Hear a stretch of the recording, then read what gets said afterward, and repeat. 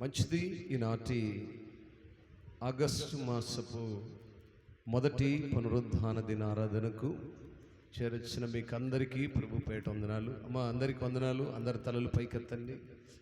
అందరూ మంచిది. నా వైపే కొద్ది నిమిషాలు నా వైపు మీ మనస్సును, మీ ప్రతి విధమైన పరిస్థితులను, మీ ఆలోచనలను కొంతసేపు మర్చిపోండి. మీరు లోపలికి వచ్చే ముందు బయట జరిగిన సంగతులన్నిటిని మర్చిపోండి. ఇప్పుడు లోపల ఏం జరుగుతుందనే దాని మీద ధ్యాసించండి. స్తోత్రం. హల్లెలూయా, హల్లెలూయా, ప్రైజ్ గాడ్. స్తోత్రం. మంచిది.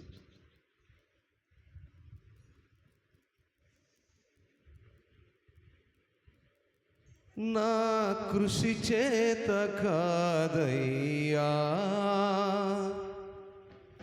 ఏదైనా, నీ కృప మాత్రమేనయ్యా.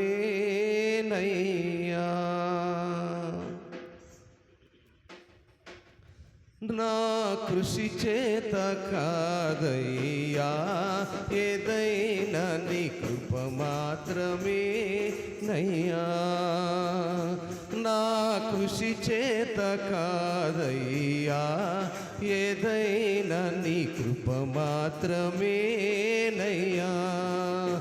కార్యము సఫలము చేసే నీకు, కార్యము సఫలము చేసే నీకు, మహిమ ఘనతా యుగములకు, మహిమ ఘనతా యుగములకు. నా కృషి చేత కాదయ్యా ఏదైనా, నీ కృప మాత్రమేనయ్యా.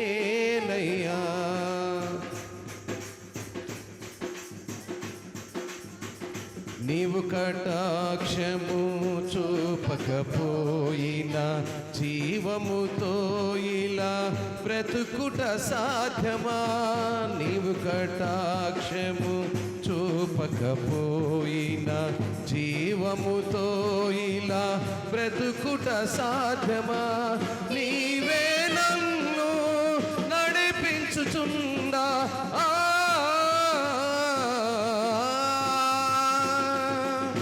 నీవే నన్ను నడిపించుచుండా, నే ఫలించేదా పడిపోకుండా, నే ఫలించేదా పడిపోకుండా. కార్యము సఫలము చేసే నీకు, మహిమ ఘనతా యుగములకు. కార్యము సఫలము చేసే నీకు, మహిమ ఘనతా యుగములకు. నా కృషి చేత, ప్రతి ఒక్కరు నోరు తెరవాలి. ప్రతి ఒక్కరు ఇంగ్లీష్ పాట ఇదేమన్నా తెలుగేగా పాడు. ఏదైనా నీ కృప మాత్రమేనయ్యా. నీవు తలాంతులు ఇయ్యకపోయినా గౌరవ ఘనతలు పొందుట సాధ్యమా? నీవు తలాంతులు ఇయ్యకపోయినా గౌరవ ఘనతలు పొందుట సాధ్యమా? నీవే నన్ను హెచ్చించుచుండా,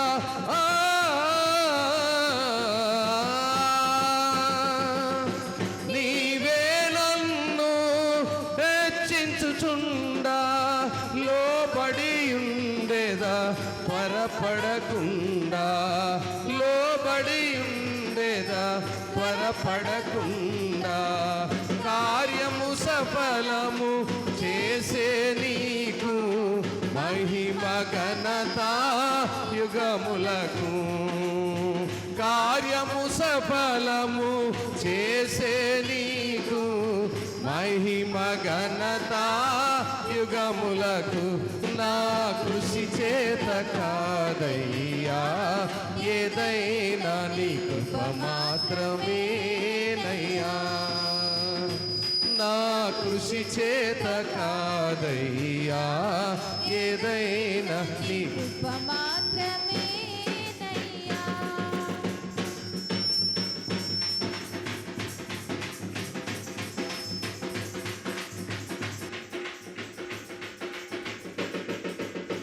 నీవు సహాయము చేయకపోయినా సుఖ సంతోషము కలుగుట సాధ్యమా? నీవు సహాయము చేయకపోయినా సుఖ సంతోషము కలుగుట సాధ్యమా? నీవే నాకై చింతించుచుండా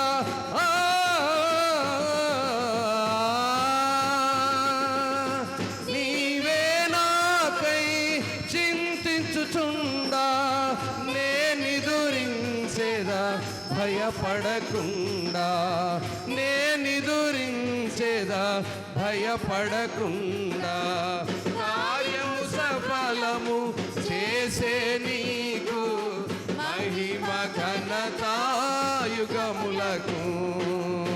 కార్యము సఫలము చేసే నీకు మహిమ ఘనత యుగములకు. నా కృషి చేత కాదయ్యా, ఏదైనా నీ కృప మాత్రమేనయ్యా. నా కృషి చేత కాదయ్యా, ఏదైనా నీ కృప మాత్రమేనయ్యా.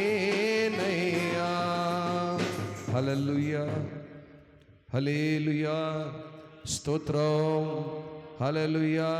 రెండు చేతులను వాళ్ళు ఆకాశం వైపు చేతులెత్తి, ఏమో దేవుడు నోరులు ఇచ్చాడు, నోరులు తెరవరు, చేతులు ఇచ్చాడు, చేతులు ఎత్తరు. బొమ్మల కంటే బలహీనంగా ఉంటున్నారు, ఎందుకో తెలియట్లు పాపం.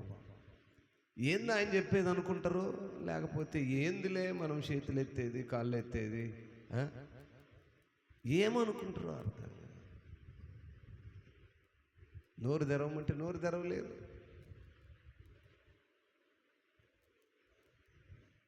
మనం కూర్చోడానికి బొమ్మలాగా ఎలా ఉండటానికి రాలా, వస్తే ఇంటికాడ ఉండొచ్చు ఇలాగే కదిలాడకుండా.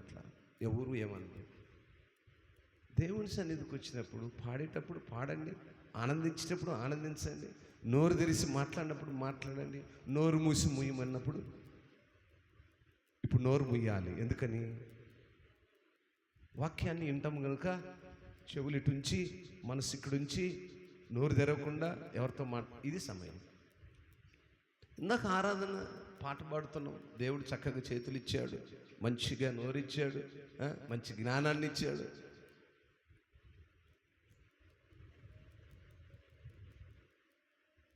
ఈనాటి మన వాక్య ధ్యానము 143వ కీర్తన మొదటి నుంచి మనము ఉత్తర ప్రత్యుత్తర భాగములుగా బైబిల్ పఠనం చేసుకొని ఉన్నాము. చదవబడుతున్నటువంటి మాటలు మనం జాగ్రత్తగా ఆలోచించినప్పుడు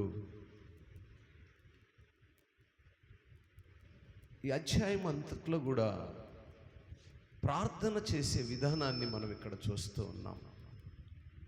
ఎటువంటి ప్రార్థనను మనం చూస్తున్నాం, ఎటువంటి ప్రార్థన ఆయన చేస్తున్నాడు, ఎటువంటి ఆయన దగ్గర నుంచి ఆ కృపను అడుగుతున్నాడు.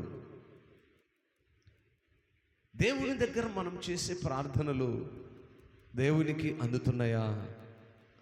మన ప్రార్థన ఆయన ఆలకిస్తున్నాడా? 144వ కీర్తనలో కూడా అలాగే ఉంటుంది. ప్రార్థన చేసే విధానాన్ని నేర్పిస్తున్నాడు. దేవుని దగ్గర అడుగుతూ ఉన్నాడు. నిస్పృహలో ఉన్నప్పుడు, పరిస్థితులు అనానుకూలంగా మార్చబడినప్పుడు దేవుని దగ్గర ఎలా అడగాలి, ఏమడగాలి, ఎలా నేర్చుకోవాలి అని ఆయన నేర్చుకున్న విధానాన్ని మనం ఇక్కడ చూస్తూ ఉన్నాం. 10వ మాటలో మనం చూసినప్పుడు, నీవే నా దేవుడవు, నీ చిత్తానుసారంగా ప్రవర్తించుటకు నాకు నేర్పుము, దయగల నీ ఆత్మ సమభూమి గల ప్రదేశమందు నన్ను నడిపించును గాక. ఆమేన్. దేవుని దగ్గర మనము అడిగే అనుభవం కావాలి. అక్కడ అడుగుతున్నాడు కీర్తనకాడు, నీవు నా దేవుడవు, నీ చిత్తానుసారముగా నేను ఎలా బ్రతకాలో నాకు నేర్పించు. ప్రార్థనలో దేవుని దగ్గర మనం అడగవలసినటువంటి చాలా సూక్ష్మమైన మాటలను మనము నేర్చుకోవాలి.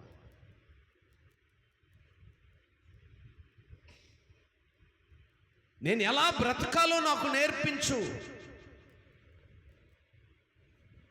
దేవుని దగ్గర మనం అడుగుతున్నప్పుడు మనం ఎలా బ్రతకాలో, దేవుని సన్నిధికి మనం ఎందుకు వస్తున్నామంటే మనం ఎలా బ్రతకాలో నేర్పించుకోవడానికి, ఆయన అడగడానికి. అయ్యా మేము ఎలా బ్రతకాలి, ఎలా బ్రతికితే బాగుంటుంది, బ్రతికే విధానం ఏంటి, భూ సంబంధమైనటువంటి తలంపులేంటి, ఆత్మ సంబంధమైన ఆలోచనలేంటి నేర్చుకోవడానికి మనం వస్తున్నాం. ఎంతో చక్కగా ప్రార్థన చేస్తూ ఉన్నాడు. అయ్యా కష్టాల్లో ఉన్నప్పుడు దేవుని సహాయం కోసము అడుగుతూ ఉన్నాడు. మరి ఏ స్థితిలో మనం ఉంటే ఆ పరిస్థితుల నుంచి మనం ఎలా విడిపించబడతామో, మన ప్రార్థన ఎలా ఆలకించబడుతుంది, ఎలా చేస్తే ఆయన వింటాడు. యెహోవా నా ప్రార్థన ఆలకింపుము, నా విన్నపములకు చెవియగ్గుము, నీ విశ్వాస్యతను బట్టి నీ నీతిని బట్టి నాకు ఉత్తరం ఇమ్ము. దేవుని దగ్గర మనము మన నీతిని బట్టి, మన యొక్క విశ్వాసమును బట్టి, మన విన్నపములకు దేవుడు చెవిగ్గేవాడుగా ఉండాలి. ప్రార్థన అంటే విన్నపం, విన్నపం అంటే తెలియజేసుకోవడము. ఎంఆర్ఓ గారికి ఉత్తరం రాస్తుంటాం, ఒక లెటర్ రాస్తాం. అయ్యా నేను పలానా గ్రామ నివాసిని, నాకు రావాల్సినటువంటి నెలసరి పెన్షను పలానా కారణం చేత రావట్లేదు గనుక నా మనవిని ఆలకించి దయచేసి మీరు నాకు సహాయము చేయగలరు. ఇట్లు తమ విధేయుడు. ఎంత విధేయత అండి! ఎంఆర్ఓ కాడ ఒక లెటర్కి ఎంత విధేయంగా ఉంటారో. దేవుని దగ్గర విధేయత అంటే ఎట్టుంటుందో పాపం. నిజంగా ఒక లోకములో నివసిస్తున్న సహజమైన మన దైనందిన స్థితికి ఇచ్చిన విలువ దేవుని సన్నిధిలో కానీ, దేవుని సేవకుడికి కానీ, దేవుని యొక్క పరిచర్యకు కానీ ఇవ్వట్లేదండి. ఎందుకో చాలా అసమర్థత. ఏముందులే ఏంటి, చాలా తప్పది. ఎంఆర్ఓకి ఉత్తరం రాసుకుంటున్నావు దేనికోసము? నెలకు 4,000 5,000 పెన్షన్ వస్తుంది, ఆ పెన్షన్ నాకు రావట్లేదు. రేషన్ కార్డుకు రాస్తాం, అయ్యా నాకు నెలసరి గవర్నమెంట్ నుంచి వచ్చేటువంటి ఆ కార్డు ఫలానా కారణం చేత ఆపిపోయింది కాబట్టి దయచేసి నా మనవి ఆలకించి ఇట్లు తమ. ఎంత విధేయతో! అంతకంటే తీసిపోయాడు దేవుడు. కనుకనే విధేయత కొరకే ఆయన ప్రార్థన చేస్తున్నాడు దావీదు గారు. సేవకుడు ఒక మాట బోధిస్తే విధేయత నేర్చుకోవాలని. అన్నీ మనకు అనుకూలమైనట్లే, పరిస్థితులన్నీ మనకు అనుకూలంగానే, మనము నడిచినట్లే, మనము చెప్పినట్లే, మనము చేసినట్లే ఉంటే సంఘము కాదు, ఆడు కాపరిగాడు. సేవకుని మాటకు విధేయత కావాలి, నిర్లక్ష్యంగా ఉండకూడదు. ప్రార్థన చేయండి, ప్రార్థన చేయాలి. నిలబడమంటే నిలబడాలి. చాలామంది నిలబడలేని వాళ్ళు ఉన్నారు. ఆరాధనలో నిలబడలేరు పాపం, బైబిల్ చదివేటప్పుడు నిలబడలేరు పాపం. మరి ఉరికెత్తమను, రోడ్డు మీద డీజే పెట్టమను, 3 గంటల పాటు కాళ్ళ నొప్పులు ఉండవు. మళ్ళీ పిల్లోని నెత్తినెక్కించుకొని ఏడెక్కించుకొని చూస్తూ ఉంటాం. అప్పుడైతే అస్సలు రావు నొప్పులు. బైబిల్ పట్టణం నిలబడండి అంటే నిలబడలేరు. ఆరాధనకు 2 చేతులు ఎత్తమంటే ఎత్తలేరు. ఆమె అని చెప్పమంటే చెప్పలేరు. ఆ ఎక్కను తిట్టమను 4 మాటలు అన్నదంటే ఆమె 42 మాటలు వస్తాయి పాపం. అప్పుడు వస్తుంది నోరు. దేవుని దగ్గర అయ్యా అడగలేరు పాపం. ఎంఆర్ఓకి ఉత్తరం రాత్రి, అయ్యా నాకు రేషన్ కార్డు ఆపేశారు, నాకు నెలసరి ఏమంటారు వాటిని బియ్యం రావటం లేదు, కాబట్టి తమ విధేయుడిని విధేయురాలని. ఎంత చక్కగా రాసుకుంటారు, ఎంత వినయమో! దేవుని దగ్గర మరి ఏ వినయం చూపిస్తున్నా? వాక్యం చదవమంటే నోరు తెరవలేరు, పాట పాడమంటే నోరు తెరవలేదు, ఆరాధనలో చేతులెచ్చి ఆరాధించలేరు. ఎంత భక్తో!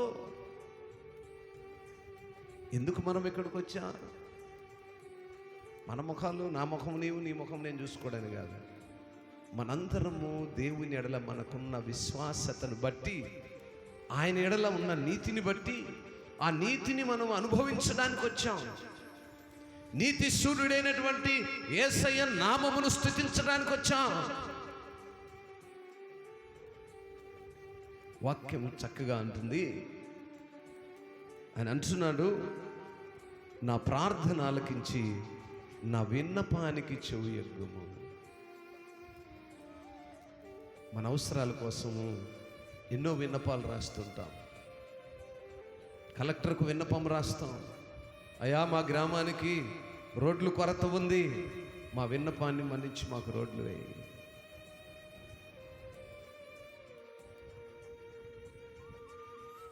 ఈరోజు మరి దేవుని దగ్గర నువ్వు ఏం విన్నవిస్తున్నావు?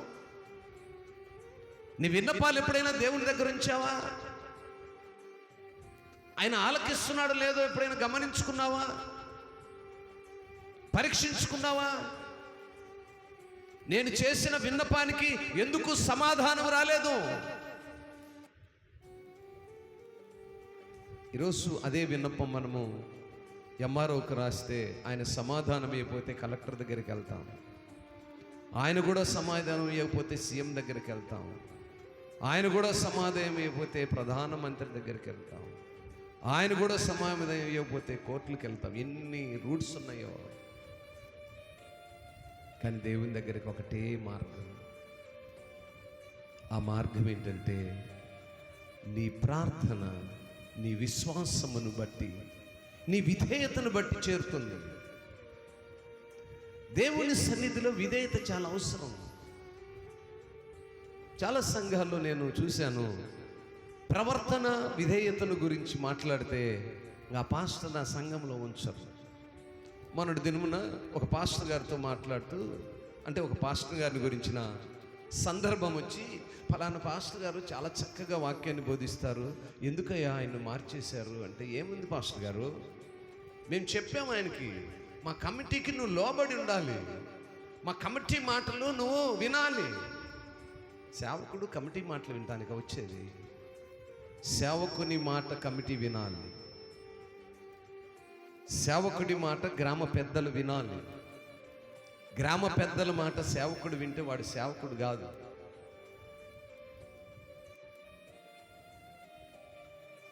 సేవకుడు అంటే ఎవరు? దేవునికి పనివాడు, సర్వెంట్ ఆఫ్ గాడ్. ఆయన చెప్పింది నీకు చెప్పడానికి వచ్చాడు, నువ్వు విను, ఆయన మాట ఆలకించు, ఎందుకు చెప్పాడో గ్రహించు. దేవుడు ఆయనకు మనవి చేసేటప్పుడు మన విధేయత చాలా ముఖ్యం, మన క్రమము చాలా ముఖ్యం. మన దగ్గర నుంచి విధేయత లేకుండా, క్రమము లేకుండా, పద్ధతి లేకుండా నిర్లక్ష్యంగా మనం లెటర్ రాదు. ఏమండి ఎంఆర్ఓ గారికి, హలో ఎంఆర్ఓ గారు, నేను ఎవరు అనుకుంటున్నావు, నా సంగతి తెలుసునా, మా ఊర్లో నేను పెద్ద మనగాడిని, కాబట్టి నాకు రేషన్ కార్డు తెచ్చి ఏమనుకుంటున్నాను ఇట్లు నేను అని రాసి ఎంఆర్ఓకి లెటర్ రాశానండి. రేషన్ కార్డు ఇస్తాడా, ఉన్నది బీకేస్తాడా అనుకుందాం వరకండి. నేనేందనుకుంటున్నా, మా ఊర్లో ఊరు మొత్తం ఒక తాటి మీదకి రావాలి నేను చెప్తే, నీకు నేనేంది లెక్కలేదు, నాకు రేషన్ కార్డు తెచ్చి మర్యాద ఇంటికి తెచ్చి, ఎట్టుంది ఇది? బాగుందా?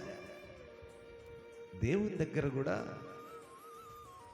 నిడంబరముగా కుదించుకొని విధేయత కలిగి ప్రార్థన చేసే అనుభవం కావాలి.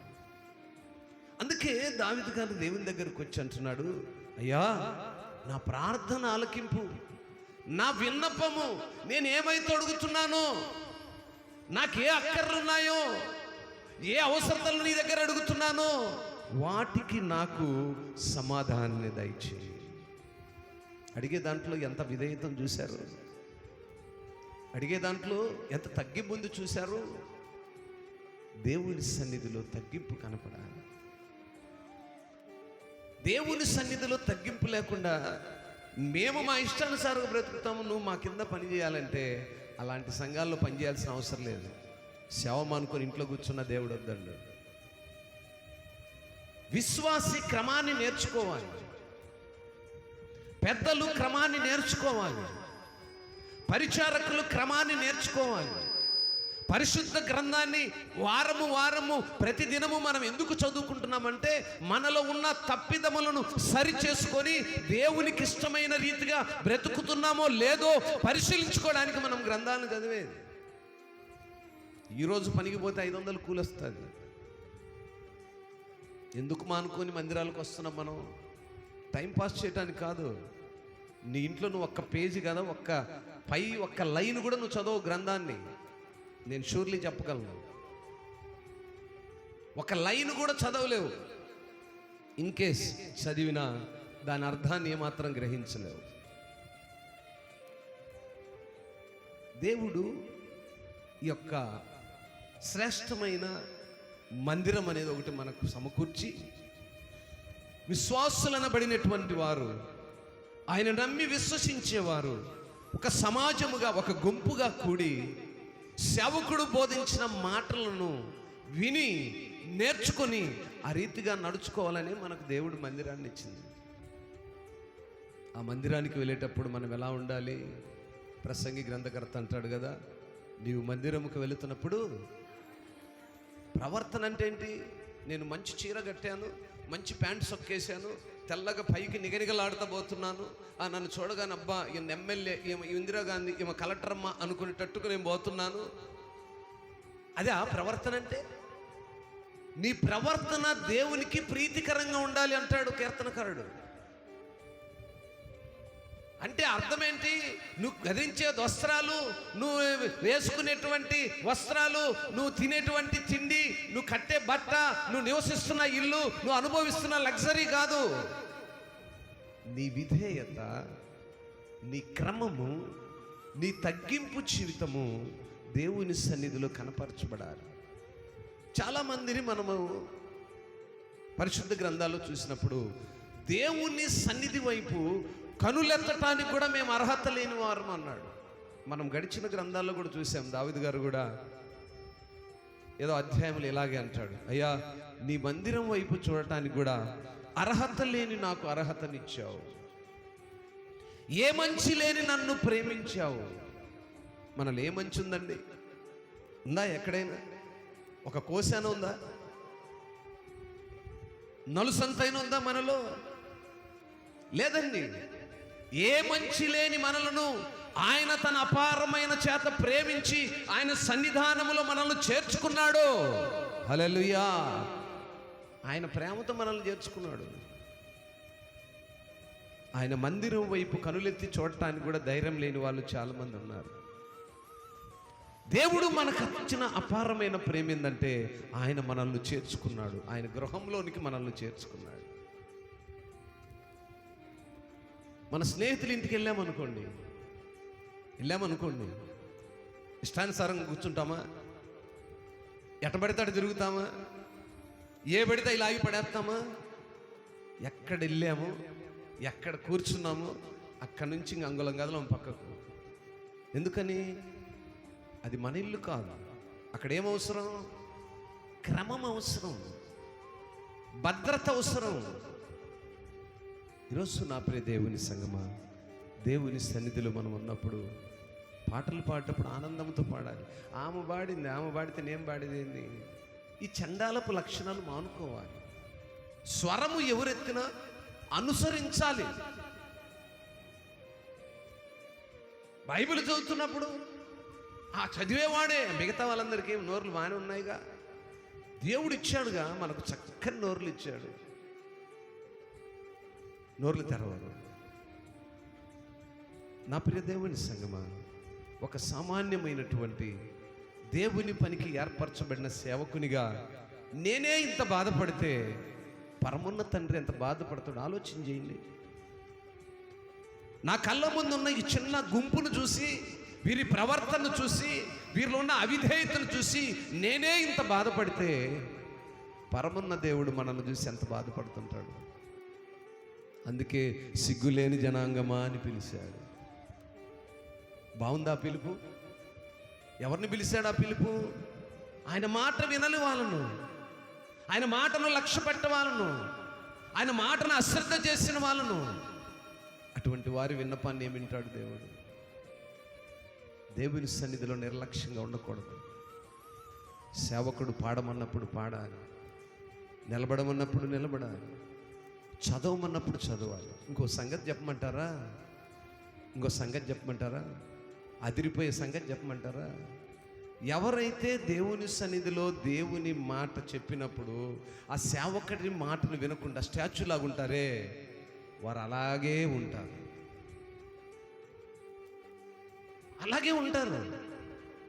ఎప్పటికీ అలాగే ఉంటారు.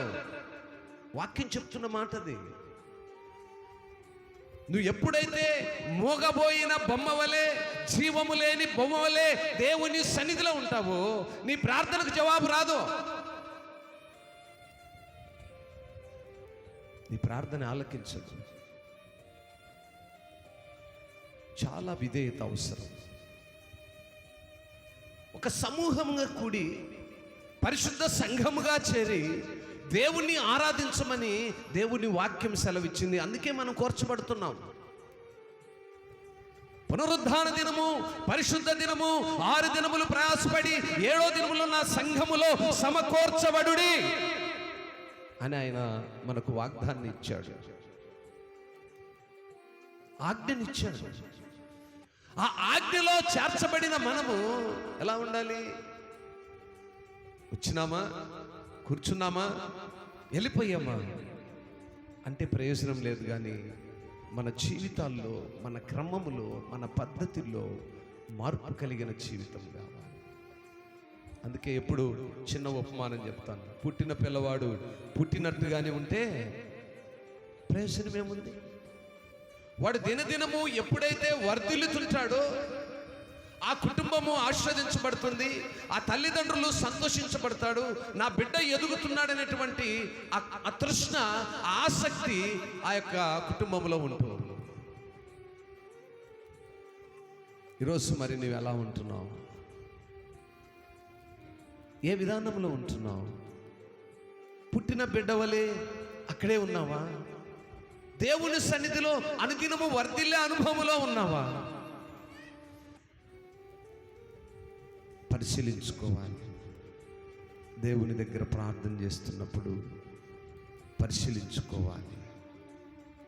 4వ వాక్యంలో మనం చూసినప్పుడు అంటాడు, కావున నా ఆత్మ నాలో కృంగి ఉన్నది, నా హృదయము విస్మయం పొందెను, పూర్వదినములను జ్ఞాపకం చేసుకొనుచున్నాను, నీ క్రియలన్నీ ధ్యానించుచున్నాను, నేను నీ చేతుల పని యోచించుచున్నాను. దేవుడు చేసినటువంటి చేతి పనిని జ్ఞాపకము చేసుకుంటున్నాడు. నువ్వు ఎప్పుడైనా జ్ఞాపకం చేసుకున్నావా? దేవుడు నీ పట్ల చేసినటువంటి చేతి పనిని ఎప్పుడైనా జ్ఞాపకం చేసుకున్నావా? అయ్యా, నువ్వు నన్ను జ్ఞాపకం చేసుకోబట్టే నేను సజీవుడిగా ఉన్నాను, నేను జ్ఞాపకం చేసుకోబట్టే మంటినైనా నన్ను మనిషిగా ఉంచావు, నువ్వు నన్ను జ్ఞాపకం చేసుకోబట్టే జీవాత్మని నాలో ఉంచావు. ఆయన జ్ఞాపకం చేసుకుంటున్నాడు దావీదు గారు. అయ్యా, నా హృదయము ఏమంటున్నాడు? పూర్వదినములు నేను జ్ఞాపకం చేసుకుంటున్నాను, నీ క్రియలన్నీ నేను ధ్యానించి నేను నీ చేతి పనిని జ్ఞాపకం చేసుకుంటున్నాను, యోచిస్తున్నాను, ఆలోచిస్తున్నాను, నా పట్ల నువ్వు కలిగిన ప్రణాళికను ఆలోచిస్తున్నాను. మనం ఆలోచన చేయాలి. దేవుని సన్నిధులయ్యా, నా పట్ల నీ ప్రణాళిక ఏంటి? నా పట్ల నీ ఉద్దేశం ఏంటి? నా ప్రార్థనకి ఎందుకు జవాబు రావటం లేదు? అడిగావా ఎప్పుడైనా దేవుని దగ్గర? ఎప్పుడైనా ఆలోచించుకున్నావా? అందుకే 8వ వాక్యములు అంటుంది, నీ యందు నేను నమ్మిక ఉంచున్నాను, ఉదయమున నీ కృపా వార్తను నాకు వినిపింపుము, నీ వైపు నా మనస్సు నేను ఎత్తుచున్నాను, నేను నడవలసిన మార్గము నాకు అడగాలి దేవుని దగ్గర.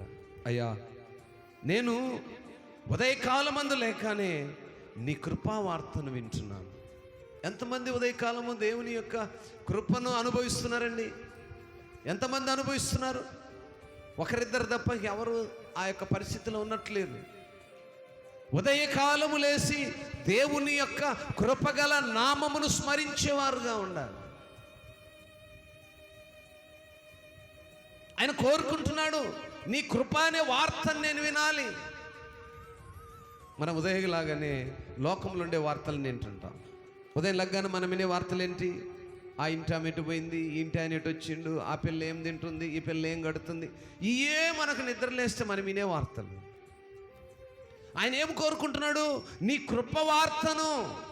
అందుకే ఇక్కడ 8వ వాక్యం అంటున్నాడు, నీ యందు నేను నమ్మిక ఉంచున్నాను, ఉదయమున నీ కృపవార్తను నాకు వినిపింపుము, నీ వైపు నా మనస్సును ఎత్తుకొనుచున్నాను. మన మనస్సు దేవుని వైపు ఎత్తాలమ్మా. మన మనస్సు దేవునిపై ఉంచాలి. మన ఆలోచనలు, తలంపులు, ఉద్దేశాలు దేవునిపై ఉంచాలి. అందుకని అంటున్నాడు, నా మనస్సు దేవునిపై ఉంచుకుంటున్నాను, నేను నడవలసిన మార్గాన్ని. ఉదయకాలం ప్రార్థన చేయాలి. ఉదయం లగ్గాని ప్రార్థన చేసుకోవాలి. అయ్యా, నీ యందు నేను నమ్మికించున్నాను, ఉదయమున నీ కృపవార్త నాకు వినిపింపు, నీ వైపు నా మనస్సు నేను ఎత్తుకొనుచున్నాను. ఈ 4 మాటలు చాలు, ఇంతకంటే ప్రార్థన అక్కర్లేదు. ఉదయకాలం లెగ్గానే ఈ 4 మాట్లాడగలిగితే దావీదు గారు చేసిన ప్రార్థన మనం కూడా చేసిన వారం అవుతాం. ఎంతకంటే ఇంకేం కావాలి? ఆ ప్రార్థన మీకు అర్థమైందా? ఆ 4 మాటలు అర్థమైనాయా? ఎంత క్లుప్తముగా, వినపూర్వకముగా, విధేయత కలిగి మొదట ఆయన యందు నమ్మకం ఉంచున్నాడు, అంటే విశ్వాసిగా ఉన్నాడు. ఉదయాన్నే ఆయన మాటలు వినటానికి మనసు ఇచ్చాడు. ఉదయమునే మనసుని ఆయన నీ వైపు నా మనస్సును పూర్తిగా అప్పగిస్తున్నానన్నాడు. ఆ తర్వాత చేయవలసిన పనులేంటి? మన కుటుంబ పనులు, ఆర్థిక అవసరతలు. నీ భర్త పనికి వెళ్తున్నాడు, నీ పిల్లలు పనికి వెళ్తున్నారు, నువ్వు కూడా చేతనైన పనికి వెళ్తున్నావు. అందుకే అంటున్నాడు, అక్కడ ఆ మాట అంటున్నాడు, నేను నడవలసిన మార్గాన్ని నాకు. అంటే ఈ ఉదయకాలం నుంచి సాయంకాలం వరకు నేను ఏమి చేయాలో, ఎలా ఉండాలో, ఎలా తిరగాలో మొదట ఆయన దగ్గర ఆ కృప అనే వార్తను వినిపించి విని బయటికి రావడం నేర్చుకోవాలి. ఇది ప్రార్థన. ఎంత చక్కగా అడుగుతున్నాడు.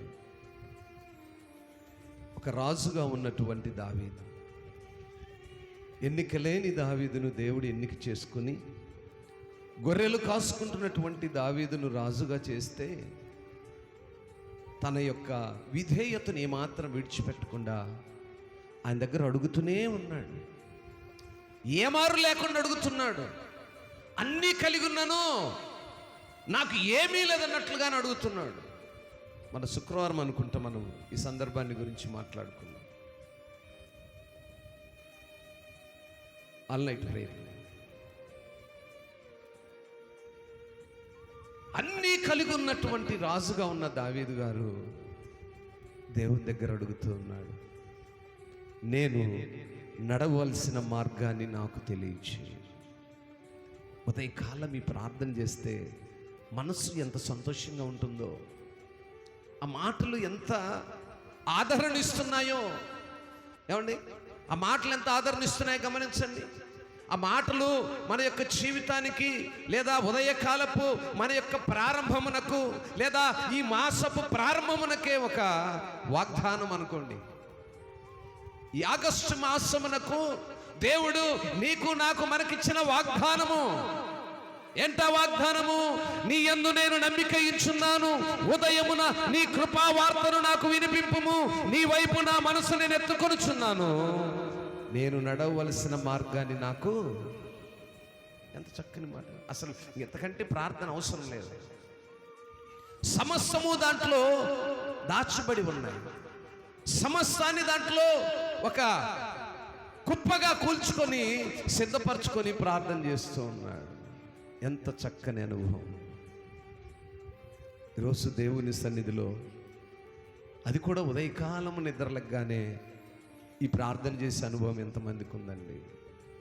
ఎక్కడో వేళ్ళు మీద లెక్కేసే ప్రజలు తప్ప ప్రార్థన చేసే అనుభవం ఉన్న వాళ్ళు చాలా కొదువుగా ఉన్నారండి. ఎక్కడో వేళ్ల మీద ఏదో ఒకరో ఇద్దరో ముగ్గురో నలుగురో అన్నట్లుగా ఉన్నారు, కానీ ఉదయకాలం ప్రార్థన చేసే అనుభవం ఉన్న వాళ్ళు చాలా కొదువుగా ఉన్నారు. కొదువుగా ఉన్నారు కాబట్టి సమస్తం కొదువుగానే ఉంటున్నాయి. వినాలి, ఆలకించండి. మన ప్రార్థన కొదువుగా ఉంది కనుకనే మనము సమస్తము కొదువు కలిగిన వారుగానే ఉంటున్నాం. దేవుని సన్నిధిలో నేను నడవలసిన మార్గాన్ని నాకు నేర్పమని అడిగేటువంటి తల్లులు, అడిగేటువంటి తండ్రులు, అడిగేటువంటి యవనస్తులు, అడిగేటువంటి యవనరాణులు ఎంతమంది ఉన్నారండి?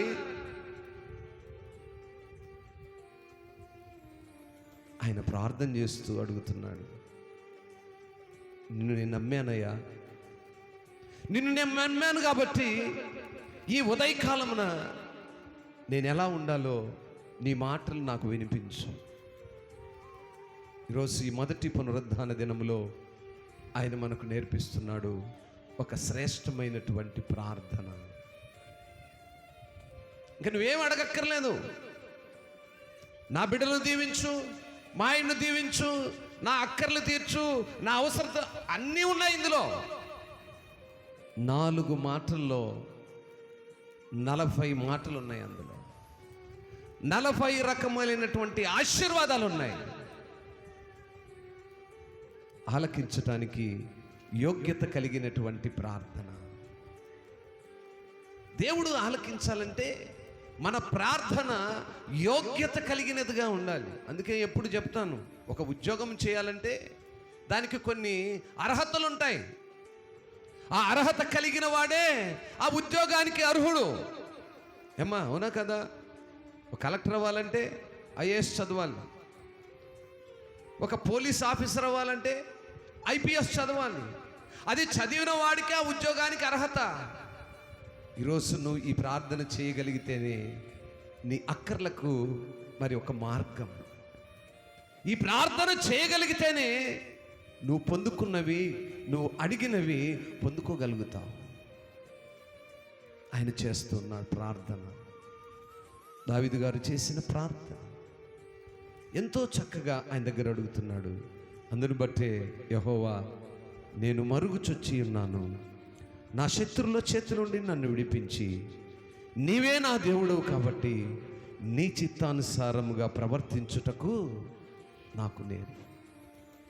దేవుని దగ్గర ఆయన చిత్తాన్ని అడగాలి. ఆయన చిత్తం ప్రకారం నడుచుకోవడానికి మనకు ఆ యొక్క కృప ఉందో లేదో అడగాలి. ఆ కృపను పొందుకోవడానికి, ఆ కృపకు కొదువుగా ఉండటానికి కారణమేంటో అడిగే వారంగా ఉండాలి. దేవుని దగ్గర ఆయన చిత్తాన్ని మనం అడగాలి, ఆయన దయను మనం అడగాలి, ఆయన కృపను మనం అడగాలి. ఆత్మలో సమభూమి గల ప్రదేశమందు నన్ను నడిపించమని అడగాలి. భూ సంబంధమైనటువంటి ఆశీర్వాదాలు నేను ఎప్పుడు చెప్తూనే ఉంటాను. ఎలా వస్తాయి అమ్మా? భూ సంబంధమైన ఆశీర్వాదాలు ఎలా వస్తాయి? నేను ఎవరికి నోరు లేదు. భూ సంబంధమైన ఆశీర్వాదాలు ఎలా వస్తాయి? గట్టిగా చెప్పు. మనము ప్రయాసపడే దాని మీదనే ఉంటుంది. నువ్వు ఎంత ప్రయాసపడితే, నీ కుటుంబం అంతా ఎంతగా ప్రయాసపడితే అంత సంపద ఉంటుంది. ఆటో మీదుగా భూ సంబంధ ఆశీర్వాదాలు వస్తాయి. మీ కుటుంబంలో 4 పని చేసేవాళ్ళు అనుకోండి, నెలకు 10,000 సంపాదించేవాడు అనుకోండి, అంతే. ఇప్పుడు ఎంత అయినట్టు? లెక్కలు రావు మీకు. పాపం మంచోళ్ళు 40,000 అయినట్టు. మీరు మంచోళ్ళు, అన్ని తెలిసినా పాపం నోట్లో మాటలు రాను. కేవలము నెలకు 10,000 ఒకడు సంపాదిస్తే ఆ కుటుంబంలో 4 ఉంటే 40,000 రూపాయలు ఇన్కమ్ ఫర్ మంత్ ఒక్కడితేనే. మరి 4 ఉంటే అప్పుడెంత అయింది? 1,20,000 రూపాయలు సంపాదిస్తారు 4 పనికి వెళితే. ఇంకా వాడు ఏదైనా చేయగలడు, వాడికి ఏం కొదవ ఉంటుంది. ఇంట్లో 4 ఉంటే ఒక్కడు పనికిపోతే ముగ్గురు సోమరులుగా ఉంటే ఆ కుటుంబం ఎలా ఉంటుంది? అంతే. భూ సంబంధమైన ఆశీర్వాదాలు ఈ రీతిగా ఉంటాయి. నలుగురు పనికి వెళ్తే 1,20,000 వస్తాయి, ఒక్కడే పనికి పోతే 40,000 వస్తాయి. కాబట్టి ఈరోజు నా ప్రియ దేవుని సంగమా, భూ సంబంధమైన ఆశీర్వాదాలు రావడానికి మనం ఎవరిని చూసి అబ్బా వాళ్ళకి దేవుడు ఇచ్చాడు, దేవుడు ఇలా, వీడి ప్రయాసనను దేవుడు జ్ఞాపకం చేసుకున్నాడు. భూమి మీద ఎవరైనా ఆశీర్వాదకరంగా ఉన్నారంటే దానికి కారణము వారి యొక్క కష్టార్జితము. దాన్ని దేవుడు ఆశీర్వదించాడు. ఎలా ఆశీర్వదించాడంటే కష్టపడ్డావు గనుక. ఈరోజు మన కుటుంబాల్లో కూడా ఎంతమంది పిల్లలుంటే అంతమంది కష్టపడితే భూ సంబంధమైన ఆశీర్వాదాలు ఎవరికైనా వచ్చేస్తాయి. కానీ ఆత్మ సంబంధమైన ఆశీర్వాదాలు అందరికీ రావు. అందరికీ రావు. నువ్వు పాటలు పాడినా రావు, నువ్వు ప్రార్థన చేసినా రావు, ఊరికే సరదాగా మందిరాక అందరితో పాటు గుంపులో గోయిందలాగా పోయిచ్చినంటే రావు. దావీదు గారు చేసిన ప్రార్థన మనలో ఉంటే వస్తాయి. హల్లెలూయా, హల్లెలూయా. ఆత్మ సంబంధమైన ఆశీర్వాదాలు దావీదు గారు చేసిన ప్రార్థన మనం చేయగలిగితేనే వస్తాయి. భూ సంబంధమైన ఆశీర్వాదాలు నీ కుటుంబంలో నీ శక్తి కొలది సోమరిగా ఉండక ఎంత కష్టపడితే అంత వస్తాయి. కాబట్టి నా ప్రియ దేవుని సంగమా, ఈ యొక్క ఆగస్టు మాసము మొదటి దినములో, మొదటి పునరుద్ధాన దిన ఆరాధనలో ఉన్న మనము మన ఆత్మీయ స్థితి ఏ రీతిగా ఉంది? దేవుని చిత్త ప్రకారం మనం నడుస్తున్నామా? దేవుని చిత్తాన్ని మనం అడిగి నేర్చుకుంటున్నామా? మన ఇష్టానుసారమైనటువంటి విధానములో మనం బ్రతుకుతున్నామో ఒకసారి పరిశీలించుకుంటే అప్పుడు మనకు అర్థమవుతుంది మనం ఎలా ఉన్నాము, మన ఆత్మీయ స్థితి ఎలా ఉంది, ఆత్మీయ అభివృద్ధి ఎలా ఉంది. భూ సంబంధమైన అభివృద్ధినే మనుషులు చూస్తున్నారు. భూమి మీద ఆయన ఎంత సంపాదించాడు, వాళ్ళు ఎంత సంపాదించారు, వీళ్ళు ఎన్ని మిద్దెలు కట్టారు, వాళ్ళు ఎన్ని కార్లు కొన్నారు, వీళ్ళు ఎన్ని సైకిళ్ళు కొన్నారు, వాళ్ళు ఎన్ని ఈ ఆశీర్వాదాలు కావు. ఈ కానే కాదు, ఈ కేవలము నీ కష్టం మీద దేవుడిచ్చిన జ్ఞానాన్ని తెలివిగా వినియోగించుకొని నువ్వు ప్రయాసపడి సోమరిలాగా ఇంట్లో పండుకోకుండా ఉంటే ప్రతి ఒక్కడు సంపాదించుకుంటాడు. అది భూ సంబంధమైన ఆశీర్వాదం.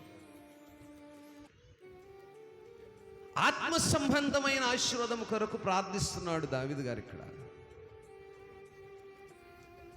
ఆత్మ సంబంధమైన ఆశీర్వాదాలు లేకుండా భూ సంబంధమైన ఆశీర్వాదం నువ్వు ఎన్ని కలిగి ఉన్నా నిత్య నరకము 100% గ్యారంటీ. ఏ నరకము? ఎంత గ్యారంటీ? 101% గ్యారంటీ. ఇంకా 100 దాటిపో, పోయింది ఆటోమేటిక్గా. ఎందుకో భూ సంబంధమైన ఆశీర్వాదాలను చూసుకొని నువ్వు గొప్పగా విర్రవీగితే ప్రయోజనం లేదు. ఆత్మ సంబంధమైనటువంటి ఆశీర్వాదాలు నాలో ఎంత ఉన్నాయి దాన్ని బట్టి నువ్వు విర్రవీగాలి. దావీదు గారు చేసే ప్రార్థన నాలో ఉంది, ఆయన విధేయత నాలో ఉంది. ఉదయకాలమున నేను ఈ రీతిగా ప్రార్థిస్తున్నాను, ఆయన నేర్పిన ప్రార్థనను నేను నేర్చుకున్నాను, ఆయన నడవమన్న మార్గంలో నేను నడుస్తున్నాను గనుక నేను ఆత్మ సంబంధమైన ఆశీర్వాదాలు కలిగిన వాడను, కలిగిన దాన్నని మనల్ని మనమే పరిశీలించుకోవచ్చు. ఈరోజు నా ప్రియ దేవుని సంగమా, దేవుని సన్నిధిలో మనం ఉన్నప్పుడు చాలా సంగతులు ఇంకా గ్రంథంలో ఉన్నాయి. వాటన్నింటినీ చదివే సమయము లేదు. సమయము ముగింపుకు వచ్చింది కాబట్టి నేను కూడా ముగింపులోనికి తీసుకుంటూ ఉన్నాను. ఎందుకంటే ఇక్కడ రెండో మాటలో ఒక చక్కని మాట ఉంటుంది, చదవండి.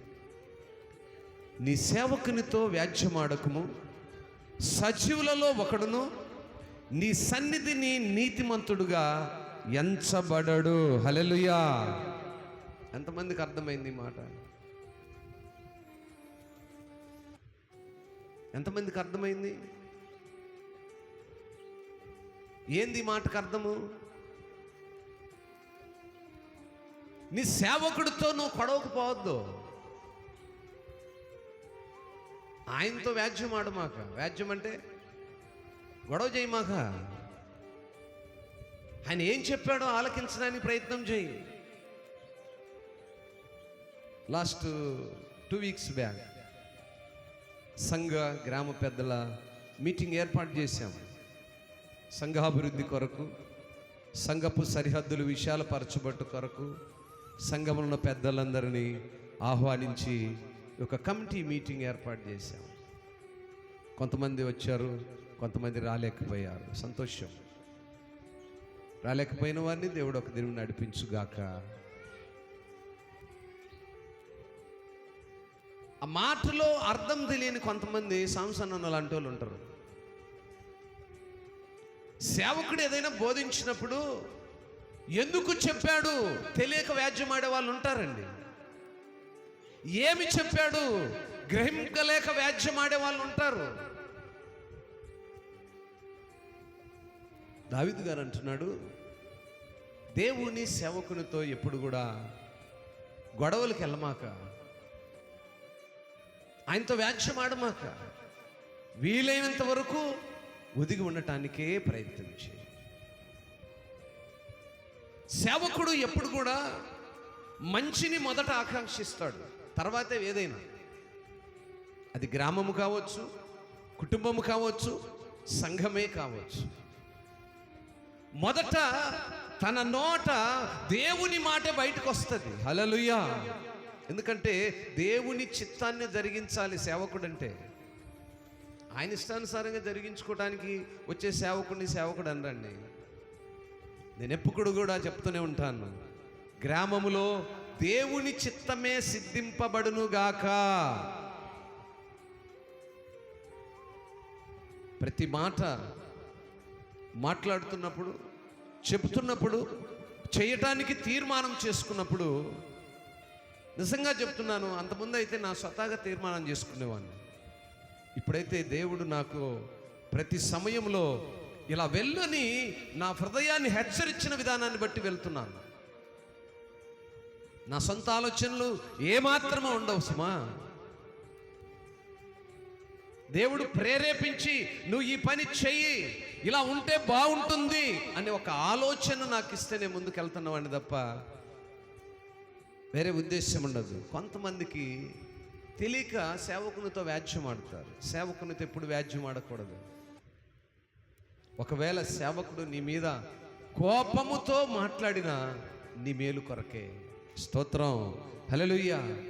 సేవకుడు కోపించుకున్నా, నీ తండ్రి కోపించుకున్నా ఈక్వల్ టు సేమ్. తండ్రి నిన్ను గద్దిస్తాడు, దేని కొరకు చెప్పరేమర్రా? నీ మేలు కొరకేగా. తల్లిదండ్రులు బిడ్డలను గద్దిస్తారు, దేని కొరకు? నీవు బాగుండాలని. నీ నైబర్హుడితే కోరుకుంటారు నువ్వు చెడిపోవాలని. సేవకుడు కోరుకుంటాడు తండ్రి లాంటి వాడు గనుక నువ్వు బాగుండాలి అని. గనుకనే సేవకునితో ఎప్పుడు వ్యాజ్యం ఆడకూడదు. అందుకే వాక్యం అక్కడ ఉంటుంది, నీ సేవకునితో వ్యాజ్యం ఆడకుము, సజీవులలో ఒకడును నీ సన్నిధిని నీతిమంతుడుగా ఎంచబడడు.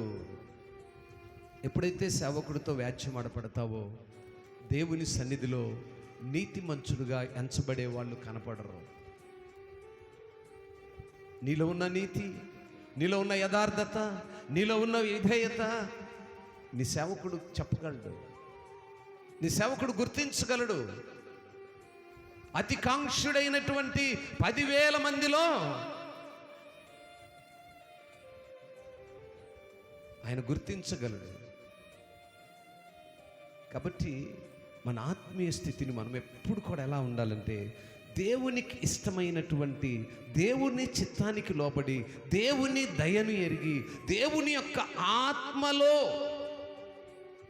ఆ ఉజ్జీవాన్ని కలిగినటువంటి విశ్వాసులుగా మనం ముందుకెళ్ళాలి. ఆ ప్రార్థన నేర్చుకునే సంఘముగా మనం ఉండాలి. నేను వాక్యం చెప్తున్నప్పుడు అప్పుడప్పుడు మన యవనస్తులు కొంతమంది అంటుంటారు, అయ్యగారు మీరు వాక్యంతో పాటు 2 పెట్టకథలు చెప్పండి. ఎందుకయ్యా అంటే, పెట్టకథలు చెప్తే కొంచెం వాళ్ళలో ఉన్న జోష్ వస్తుంది. నేను జోష్ కోసం వాక్యం చెప్పాను. నిద్ర వస్తుందంట. వీలు కాదు, నా మటుకైతే ఏమాత్రము వీలు పడదు. సూటిగా వాక్యము, సూటిగా దేవుడు ఇక్కడ ఏమైతే మాట్లాడతాడో ఆ 4 మాటలే మాట్లాడని ఆసక్తితో ఉంటాను. కాబట్టి నా ప్రియ దేవుని సంగమా, మన ఆత్మీయ స్థితిలో ప్రార్థన అనుభవమే ప్రాముఖ్యమండి. ప్రార్థించలేని కుటుంబము ఆశీర్వదకరంగా ఉండదు. ఏ కుటుంబములైనా సరే, ఏ స్త్రీ ఉదయకాలమునే లేచి దేవుని కృప వార్త వినటానికి ఆసక్తి కలిగి ఉంటుందో ఆ కుటుంబాలు ఆశీర్వదకరంగా ఉంటాయి. మిగతా వాళ్ళందరూ లేరయ్య గారు, వాళ్ళందరూ అసలు ప్రార్థన కాదు కదా, లోకంలో విచ్చలవిడి తిరిగేటువంటి వారు, వాళ్ళు ఆశీర్వదకరంగా ఉన్నారే. భూ సంబంధమైన ఆశీర్వాదాలు ఉంటాయి, ఆత్మ సంబంధమైన ఆశీర్వాదాలు బయటికి కనపడవు. వాటికి తీర్పు తీర్చువాడు దేవుడు. కాబట్టి మనము భూ సంబంధమైన ఆశీర్వాదాలు ఆశీర్వదించబడినాను పడని. భక్తుడు అంటాడు, అయ్యా గురుగులు గోధుమలు ఒకసాటినే ఉన్నాయి, గోధుమలను వేరు చేసి గురుగులను పక్కకు తీస్తాను అని. తప్పు నాయన, అలా చేయమాక, నువ్వు అది నీకు కుదరదు. నీ గురుగులను పీకే సమయంలో మంచి గోధుమలు కూడా వాటిలో ఉన్నాయి, అవి పాడైపోతాయి. అట్లుంచో, రెండిట్లు పెరగని, ఒక దినమున నేను వచ్చి వాటి సంగతి చూస్తాను. ఈరోజు మన ఆత్మీయ స్థితి కూడా సంఘాల్లోనికి మనం వెళ్తున్నప్పుడు, వాక్యాన్ని వింటున్నప్పుడు, గోధుమలు గురుగులు కలిసి పెరుగుతున్నప్పుడు మనం ఏ స్థితిలో ఉన్నాము? గోధుమల వలె శ్రేష్టమైన ఫలమునిచ్చేటువంటి స్థితిలో ఉన్నామా? గురుగుల వలె వేరు పారుటకు, వేరు చేయబట్టకు, అవి తీసివేసిన తర్వాత కాల్చివేయబట్టకు సిద్ధపడేటువంటి ఆ యొక్క గురుగుల వలె మనం ఉన్నామా? అలాంటి ప్రశ్న మనలో బయలుదేరాలి. ఆ ప్రశ్న ఎప్పుడైతే మనల్ని మనం ప్రశ్నించుకునే స్థితిలో ఉంటామో మన ఆత్మీయ స్థితి ఏంటో మనకు అర్థమవుతుంది. కనుక నా ప్రియ దేవుని సంగమా, ఈ మధ్యాహ్న కాల సమయంలో మరి ఆగస్టు మాసపు మొదటి పునరుద్ధాన దిన ఆరాధనలో దేవుడు మనకిచ్చిన శ్రేష్టమైన వాగ్దానం ఏంటంటే 143వ కీర్తన 8వ వాక్యాన్ని నెమరు వేసుకోండి. అనుదినము నెమరు వేసుకోండి. ఈ మాసమంతా నెమరు వేసుకోండి. ప్రార్థనలో జ్ఞాపకం చేసుకోండి. అయ్యా 143వ కీర్తన 8వ వాక్యము నాకేమైతే నేర్పించిందో ఆ విధేయత, ఆత్మలో ఆ రోషము కలిగినటువంటి సంగతులను నేను కలిగిన క్రైస్తవ బిడ్డగా ఉన్నానో లేదో పరిశీలించుకునే కృపను దయచేయమని ఈ మాసపు ఆరంభపు దినమున అడగండి. దేవుడు అట్టి కృపలో, అట్టి ఆశీర్వాదపు దినమును మనకు దయచేయునుగాక. అందరం లేచి నిలబడదాం, పాత్ర కొరకు సిద్ధపడదాం. ప్రతి ఒక్కరము కూడా లేచి నిలబడి హృదయపూర్వకముగా ఆత్మలోనికి ఆయన ఆహ్వానించుకొని అడిగే ప్రయత్నం చేద్దాం. అందరము కూడా అడిగే ప్రయత్నం చేద్దాం. మన కలవరాలన్నింటినీ విడిచిపెట్టి ఆయన దగ్గర అడుగుదాం. ప్రతి ఒక్కరము కళ్ళు మూసి హృదయపూర్వకంగా సేవకుని మాటకు లోబడిన పిల్లలముగా, దేవుడు తన సేవకునితో వ్యాజ్యమాడొద్దు. ఆయన సన్నిధిలో నువ్వు కనపడినప్పుడు నువ్వేమై ఉన్నావో, నువ్వు ఎలా ఉండాలో, నీ స్థితి ఏంటో ఆయన గమనిస్తున్న దేవుడు, పరిశీలిస్తున్న దేవుడు. కనుక అందరము కళ్ళు మూసి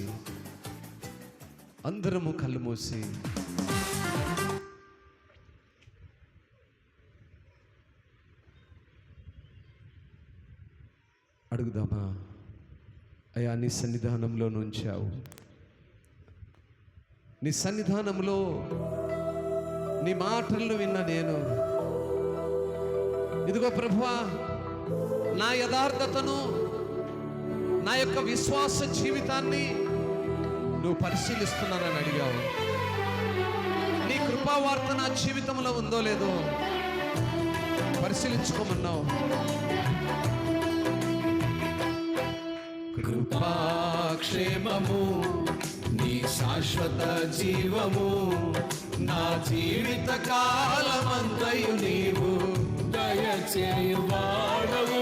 కృపాక్షేమము నీ శాశ్వత జీవము, నా జీవిత కాలమంతయు నీవు దయచేయువాడవు. మహోన్నతమైన నీ ఉపకారములు తలంచుచు అనుక్షణము. ఆయన కృపను మనం జ్ఞాపకం చేసుకొని జీవితకాలం అంతా ఆయనకి ఇష్టలుగా ఉన్నాం లేదో పరిశీలించుకుందాం. Praise God, praise God.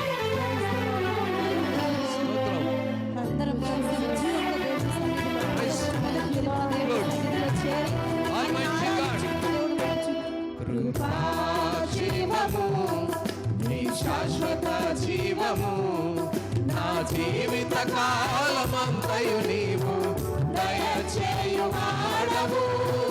మహోన్నతమైన నీ ఉపకారములు తలంచుచు అనుక్షణము పరవశించనా, నీ కృపలోనే పరవశించనా.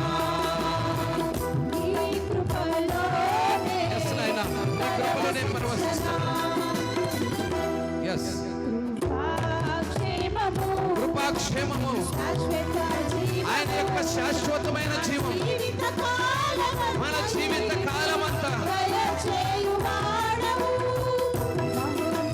మహోన్నతమైన నీ ఉపకారాలు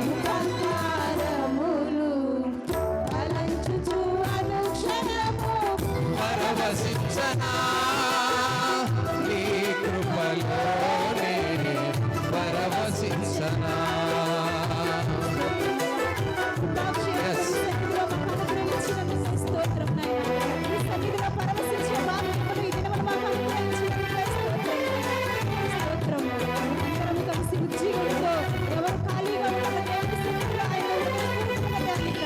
మన ప్రతి ప్రార్థనకు ఆయన దేవులిచ్చేటువంటి, లెక్కకు మించిన దీవెనలు ఇచ్చేటువంటి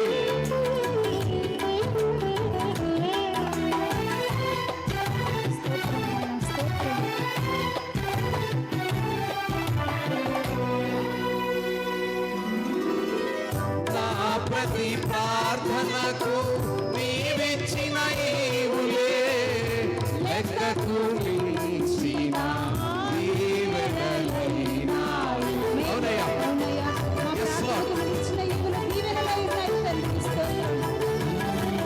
నా ప్రతి ప్రార్థనకు నీవిచ్చిన ఈవులే, లెక్కకు మించిన దీవెనలైనాయి.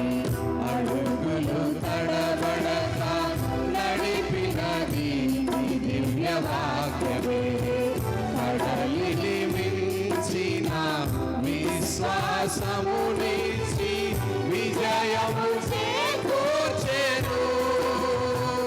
అడుగులు తడబడక నడిపినది నీ దివ్య వాక్యమే, కడలిని మించిన విశ్వాసమునిచ్చి విజయము చేకూర్చెను. మకరందమై బలపరచెను నన్ను, నా యేసయ్యా స్తుతి పాత్రుడా ఆరాధన నీకే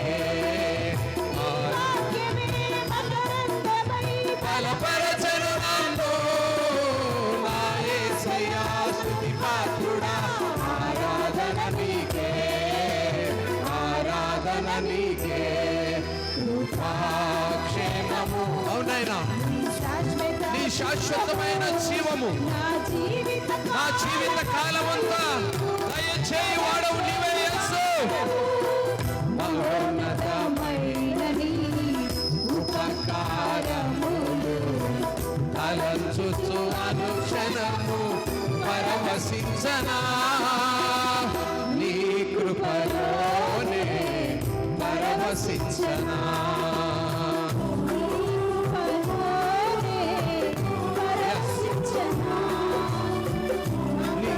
మార్గములో ఫలించే అనుభవాన్ని మాకు దయచేయ పరిమిలింపజేసి నీకు సాక్షిగా నిలిచే కృపను మాకు praise God almighty Holy spirit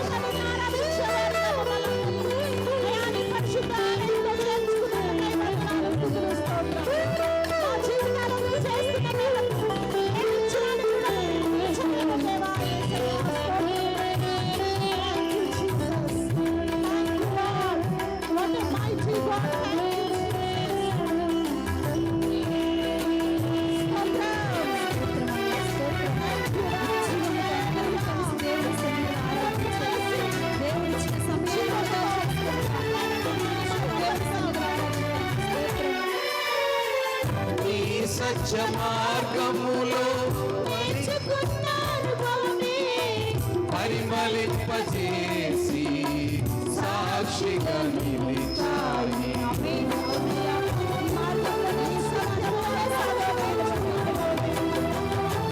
నీ సత్య మార్గములో నేర్చుకున్న అనుభవమే పరిమళింపజేసి సాక్షిగా నిలిచాయి చందక నిలిపినది నీ దివ్య దర్శనమే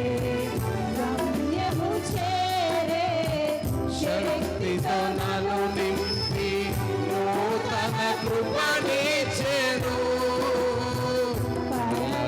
చందక నిలిపినది నీ దివ్య దర్శనమే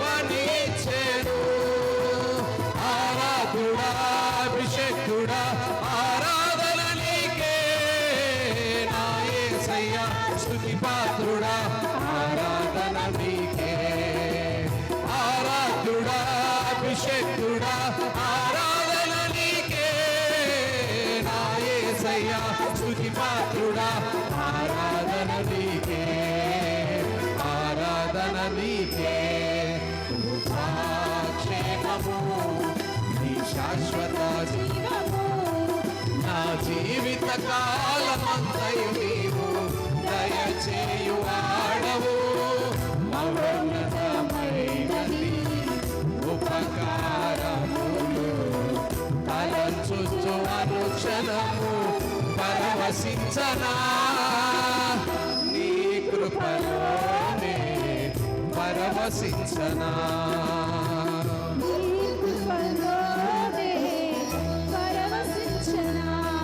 ఎస్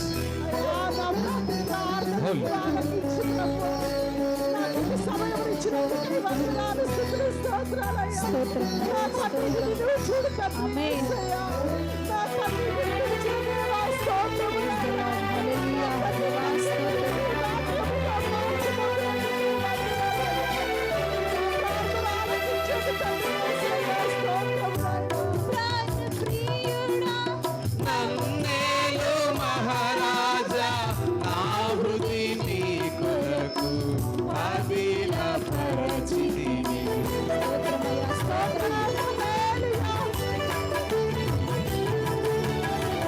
నా ప్రాణ ప్రియ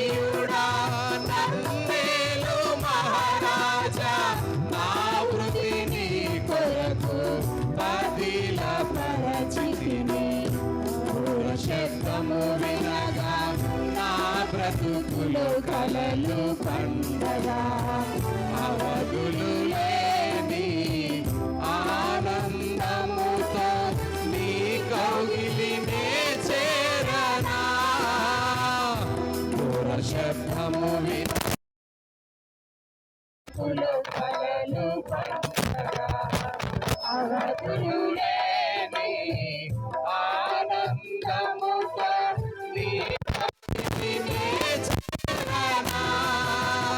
ఆరాధుడా అభిషేకుడా ఆరాధన నీకే, ప్రాణేశ్వర నా యేసయ్యా ఆరాధన నీకే. ఆరాధుడా అభిషేకుడా ఆరాధన నీకే, ప్రాణేశ్వర నా యేసయ్యా ఆరాధన నీకే. ఆరాధన నీకే. అవునైనా కృపాక్షేమం నీ శాశ్వతమైనటువంటి జీవం మా జీవిత కాలమంతా దయచేసేవాడవు నీవయ్యా. నీ మహోన్నతమైనటువంటి నీ ఉపకారాలు ఈ నెలంతా మేము తలపోచుకుంటూ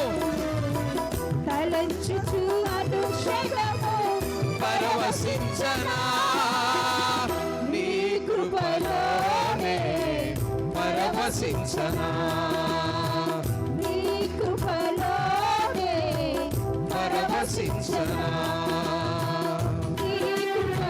అవునైనా నీ కృపలో పరవశించే కృపను మాకు ఇచ్చిన దేవా స్తోత్రం. నీ కృప ద్వారా నిన్ను ఆరాధించే కృపను ఇచ్చిన దేవా మీకు స్తోత్రం స్తోత్రం స్తోత్రం స్తోత్రం. Yes, Lord. అవునైనా నీ కృపలో గడిచిన మాసమంతా ఆనందించి నీ అపారమైన కృపలో మమ్మల్ని కాచున్నావయ్యా. ఆస్వాదించుటకు ఇచ్చిన ఒక నూతన మాసమును మాకు దయగా దయచేసావు. తండ్రి గత ఇదిగోనైనా కాలమంతా మమ్మల్ని ఈ ఆగస్టు మాసము మొదటి పునరుద్ధాన దినములో ఇదిగో మమ్మల్ని నుంచి ప్రభువా అవును తండ్రి నీ కృపాక్షేమములు మాకు దయచేయమని, వాగ్దానములు నాయనా కృపమైనటువంటి జీవను మాకు దయచేయమని అయ్యా, ఇదిగోనైనా నాయనా. నీ దాసుడు ఈ ప్రార్థించి మాసమంతా నాయనా ప్రభువా, నీ దాసుడు వాగ్దానములు ప్రార్థిస్తూ వచ్చాడు. నెరవేర్చుకుంటూ, నాయనా నీ ఇదిగో వాగ్దానపూర్వకంగా 143వ కీర్తనలో మీరు పలికిన మాటలు మేము నెమరేస్తున్నామయ్యా. అవును తండ్రి యేసయ్యా. మా ప్రార్థనను నీ ఆలకించువాడు, మర్మమైన మాటలు మా ప్రార్థనకు జవాబు దయచేవాడు, నాయనా మేము మా విధేయతను నైనా నీ ఎడల మేము కనపరుస్తున్నటువంటి విశ్వాస్యతను నీతిని బట్టి ప్రభువా మా ప్రార్థన మీ సన్నిధిలో మేము నైనా దావీదు గారు చేసిన ప్రార్థన ఏకీభవిస్తున్నామయ్యా. వందనాలయ్యా. సహాయము దయచే అయ్యా, శత్రువులను నాయనా ఉదయ కాలము లేకగానే నిన్ను కూర్చున్నటువంటి కృపా సువార్తను వినేటువంటి కృపను మాకు దయచేయ. ఇచ్చిన సంతానమును జ్ఞాపకం చేసుకో నాయనా జ్ఞాపకం దేవా. చేసుకో. శామ్యుని నీ సన్నిధిలో మా విశ్వాసాన్ని జ్ఞాపకం చేసుకో. తండ్రి యేసయ్యా. మా విధేయతను జ్ఞాపకం చేసుకో. అనేక దినముల నుంచి నాయనా మా భక్తి జీవితాలను జ్ఞాపకం చేసుకో. ఆత్మీయముగా తండ్రి మేము ఎంత అభివృద్ధి పదములో ఉన్నామో జ్ఞాపకం చేసుకో. లోకానుసారమైన నాయనా నీ పిల్లలైన వారి మనస్సు దయచే, పరిశీలించుకుంటే మనస్సును దయచేయి. ప్రతి విశ్వాసి ప్రభువా విన్న ప్రతి మాటలను వారి హృదయములలో పరిశీలించుకునే అనుభవాన్ని దయచేయమని ప్రార్థిస్తూ ఉన్నాం. స్తోత్రము నాయనా. ఆరాధించిన బిడ్డలందరినీ జ్ఞాపకం చేసుకో. నీ విషయంలో నీ కార్యములు ఆత్మతో సత్యముతో నాయన హృదయాంతరంగములో నుంచి ప్రతి కలవరమును నీ ముందుంచిన బిడ్డలను జ్ఞాపకం చేసుకో. ఎదురు చూస్తుంటారు. ప్రతి ఒక్క హృదయంలో నాయన అంతరాంగము నుంచి నిన్ను నాయన అనుభవము నుంచి తండ్రి అంతరంగములోనికి ఆహ్వానించి నిన్ను ఆరాధించే పిల్లలుగా ఆత్మతో సత్యముతో ఆరాధించి ఉన్నాము ఇదిగో ప్రభా ఈ ప్రత్యేక సమయములో నిన్ను ఆరాధించి ఉన్నాము నాయనా. మిమ్మల్ని ఆరాధించిన బిడ్డలను నువ్వు జ్ఞాపకం మమ్మల్ని చేసుకో. ఎరిగిన దేవా స్తోత్రము నాయనా. మనపూర్వకంగా వారి హృదయాంతరంగముల నుంచి నిన్ను కొనియాడిన బిడ్డలను జ్ఞాపకం చేసుకో. Yes, Lord. Yes, Lord. స్తోత్రం. Oh, Lord. స్తోత్రం. పరిశుద్ధాత్ముడా నీ బిడ్డల మధ్యలో సంచారం చేస్తున్న దేవా మీకు స్తోత్రం. ప్రతి బిడ్డతో మీరు మాట్లాడండి. వారి హృదయాంతరంగములో నుంచి వారి కదువులను, వారి కలవరములను, వారి అక్కర్లను, వారి ఆత్మీయ స్థితిని, వారి భూ సంబంధమైన ఆశీర్వాదాలను నాయనా నీ సన్నిధిలో సంబంధమైన ఆశీర్వాదాలు ప్రార్థించగలుగుతున్న బిడ్డలను జ్ఞాపకం చేసుకో. ఆత్మీయ సంబంధమైన ఆశీర్వాదాలను నాయన Yes, Lord. నాయనా జ్ఞాపకం చేసుకో. ఆత్మీయ సంబంధమైనటువంటి వరములను ఇదిగో ప్రభా ఈ సమయంలో ఈనాటి ఈ స్థుతి ఆరాధన ప్రార్థన నీ మీ పాదాల దగ్గర ఉంచుండగా ఎంతమంది ప్రభువా హృదయాంతరంగంలో నుండి చింతతో, వేదనతో, కలవరంతో ప్రార్థించారు. మా హృదయ అటు బిడ్డలందరినీ నీ కృపలో జ్ఞాపకం చేసుకో. ఈ స్థుతి ఆరాధన మీకే సమర్పిస్తూ మా ప్రభు, మా రక్షకుడు నజరేయుడైన యేసే ఘనమైన నామములో ప్రార్థించి అడిగి వేడుకొని మిమ్మల్ని స్తుతించుకొని ఆరాధించుకొని కొనియాడుకుని ఉన్నాము తండ్రే. ఆమేన్. ఆమేన్.